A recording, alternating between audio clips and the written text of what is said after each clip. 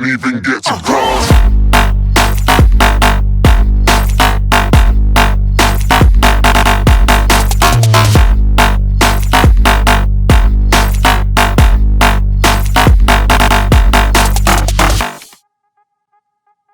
Ciao raga, oggi torniamo con gli Snowboard Ita Tips. Arrivati a questo punto dell'anno speravo in grazia di riuscire a portarvi un video di snowboard in snowboard, ma è più difficile di quanto sembri. Le montagne sono talmente tanto cariche di neve che è pericolosissimo andare, il rischio valanghe è allucinatamente alto. Non so se allucinatamente esiste, ma se non esiste ce la inventiamo adesso. Comunque niente, nel mentre, come avrete letto dal titolo, oggi parliamo di usato.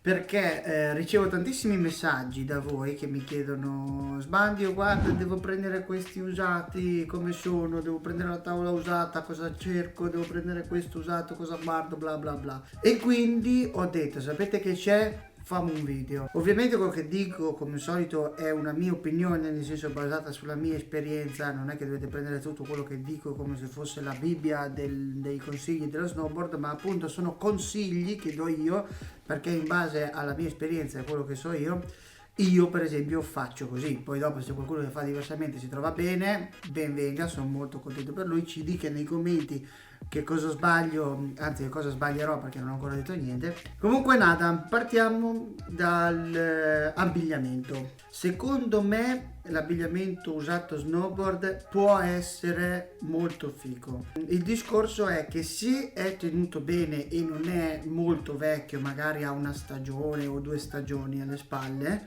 è ancora abbastanza impermeabile per essere usato da un principiante che vuole prendersi la tuta a basso costo.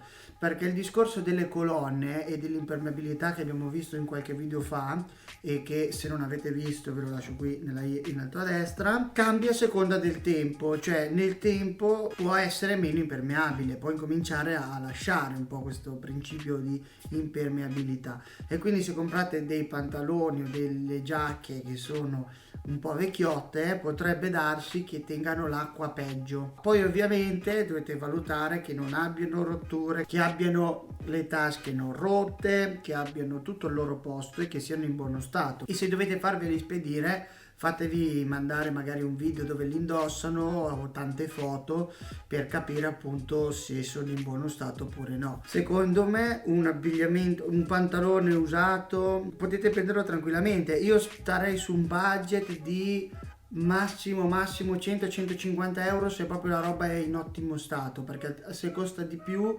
secondo me, parlando di pantaloni, vi conviene prenderli nuovi se costano più di 150 euro. Ovviamente c'è anche gente che vende la roba 20, 30, 40, 50 euro, però quella lì sapete benissimo, cioè bisogna capire bene che roba è, come è stata usata, come è lo stato in cui è e soprattutto l'impermeabilità. Logicamente il punto dove molla di più il pantalone solitamente sono le chiappe, perché sono quelle che sono più spesso a contatto con la neve. Le giacche invece, qui è un discorso un pochino più, diciamo, complicato, ma neanche tanto, perché ovviamente non è una parte che è sempre direttamente a contatto con la neve. Il discorso giubbini però è che cadendo, mica cadendo, si rompono facilmente, si macchiano, si sporcano. Ma comunque diciamo che agli estremi della giacca potrebbe esserci qualche danno, anche le parti dove si stringe, dove non si stringe. Controllate anche qui molto bene le tasche, controllate le cerniere.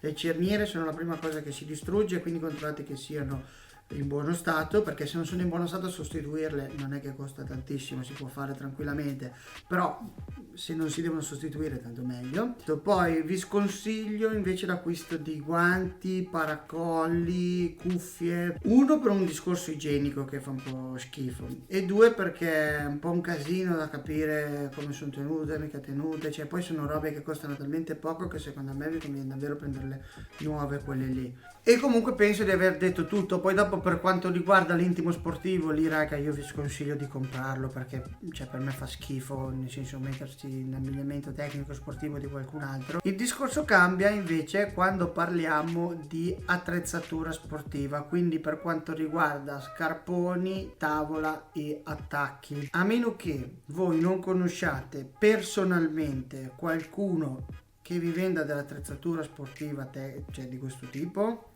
vi sconsiglio di comprarla. Non potendolo vedere, toccare con mano, è molto difficile capire se uno scarpone, un attacco, una tavola è in buono stato, a meno che non sia per esempio una persona fidata online, come cioè, posso dire io che ho venduto degli scarponi a un ragazzo, a uno di voi, a un mio iscritto, tra l'altro saluto, ciao grande, però nel senso io sono tra virgolette affidabile. Il discorso cambia se lo fate con uno sconosciuto, che anche io volendo sono uno sconosciuto, però io ci metto la faccia in queste cose qua. Il discorso è che dovete valutare bene con chi state parlando e che cosa state acquistando. Se state acquistando degli scarponi è un casino, perché dovete provarli, vedere quanto sono morbidi, vedere quanto tengono il boa oppure i lacci, che siano l'allacciatura, insomma è molto difficile comprare gli scarponi. Le cose cambiano invece per gli attacchi, che anche lì a volte degli attacchi che sembrano tenuti bene, nuovi, semi-nuovi,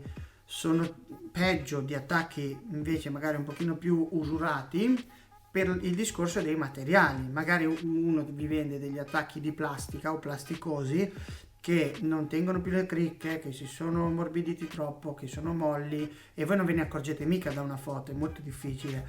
Mentre invece un attacco di metallo, che può essere magari più rovinato, perché il metallo che picchi contro le cose magari si rovina, si graffia, però è metallo, quindi è più difficile che si lasci andare e che si usuri nel tempo. Fatevi mandare dal proprietario degli attacchi un video con lo scarpone inserito nell'attacco, dove lui tira le cricche e fa vedere che non si sganciano. Se l'attacco resiste, quindi se le cricche non mollano, allora potete secondo me acquistarli. Poi dopo bisogna controllare lo spoiler, che non abbiano pezzi rotti, che non manchino dei pezzi, ovviamente tutte queste cosette qua, il dischetto, le viti. E ora arriviamo invece alle tavole, ragazzi. Le tavole, per aiutarmi, mi sono preso la mia vecchia tavola Mega DDC e vi faccio capire un po' come capire se una tavola usata è un buon acquisto oppure no. Allora, le cose fondamentali sono tre: vedere la superficie, vedere la soletta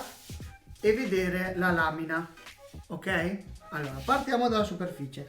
La superficie, come potete vedere, questa qua potrebbe sembrare in buono stato, perché comunque non ha rotture, non ha tagli, non è rotta e quindi non è mai entrata acqua all'interno che può aver fatto marcire il legno, perché se qui avessimo dei buchi la neve potrebbe entrare ed entrando potrebbe rovinare il legno per farlo marcire, perché il legno qua sopra è trattato ma sotto no. E questo riguarda tutte le tavole, anche quelle non in legno come questa, ma anche tavole diciamo normali, tradizionali, ok? Successivamente guardiamo la soletta. Allora, per quanto riguarda la soletta, voi questi graffi, questi segni qua leggeri che vedete qui, non dovete considerarli un difetto, perché non si sentono mentre andate. Questi tagli, questi graffi sono veramente nulla e non ve ne accorgete, veramente non contano niente, come se non ci fossero. La cosa cambia se invece il solco diventa più profondo, più pesante e si intravede il pezzo sotto la soletta, allora lì le cose cambiano. Inoltre vi dico, se il buco barra taglio è in mezzo alla tavola non è molto grave, anche se c'è, mentre invece se è vicino alle lamine, se è vicino ai bordi dello snowboard, allora le cose cambiano, perché è lì dove devono essere più gagliarde le tavole, ok? Il discorso lamine invece è molto più difficile, perché voi dovete valutare, ora vengo un pochino più vicino, dovete valutare che qui non ci siano tagli, non ci siano spaccature, non ci siano danni di nessun tipo. Però vi faccio vedere una cosa. Qui, come potete vedere, probabilmente si vedrà, c'è un rigonfiamento, perché la lamina si è stortata picchiando contro un rail e qui si è fatto un rigonfiamento. Io l'ho sempre usata anche dopo, perché comunque qua non è che mi cambi più di tanto la tavola, anzi non cambia quasi niente, quindi i danni sopra questo pezzo qua non sono molto gravi, almeno quando sono così non sono molto gravi. L'importante è che non si alzi la punta della tavola e faccia entrare l'acqua, ma non è questo il caso. Il danno grave è stato fatto qua, questo è il danno più grave, dove la tavola ha picchiato qui contro un rail, si è alzata tutta qui e può entrare l'acqua. Entrando l'acqua qua il legno diventa marcio e si rompe, come potete vedere anche sentire. E oltretutto sotto qui la tavola si è tutta, la lamina si è tutta storta e ha, diciamo, gonfiato la soletta, e questo è un danno, ragazzi, irreparabile, e la tavola la buttate nel cesso. Per questo dico di stare attenti all'online e al mercato dell'usato per non ritrovarvi con tavole in queste condizioni, perché altrimenti spendete soldi ma la tavola ve la buttate via, non potete usarla, cioè è veramente ingestibile una tavola così. State attenti quindi alle condizioni dell'attrezzatura che andate ad acquistare, utilizzate questo video per capire dove e cosa guardare nel prodotto che state acquistando usato. Io penso che la gente che acquisti queste cose usate sia gente alle prime armi, non siano persone esperte o comunque già navigate nello snowboard, perché comunque chi è un po' navigato, chi è un po' la passione ed è partito già da un po' ed è già abbastanza bravino, le cose se le compra nuove. Per loro, secondo me, è intelligente. Chiaramente ci sono le eccezioni, perché se magari trovate uno che ha fatto un acquisto sbagliato degli scarponi o degli attacchi o della tavola, non lo so, allora lì le cose cambiano ovviamente, perché se la tavola è palesemente nuova, cioè il prezzo sale, non sto neanche qui a dirlo. Quindi nada ragazzi, spero che questo video vi sia stato utile, spero anche che facciate degli acquisti intelligenti. Se vi è capitato qualcosa di brutto scrivetemelo nei commenti, se invece ho dimenticato di dire qualcosa scrivetemelo nei commenti, scrivetemi insomma quello che volete nei commenti, io rispondo sempre a tutti, non vi preoccupate. Se volete argomentare un pochino vi consiglio di venire su Instagram a seguirmi, perché lì con tanti di voi ogni tanto chiacchieriamo e mi fa molto piacere. E nada raga, se avete qualche altro dubbio, qualsiasi cosa, i commenti sono lì per voi. Noi ci vediamo giovedì prossimo con un nuovo video. Ciao raga.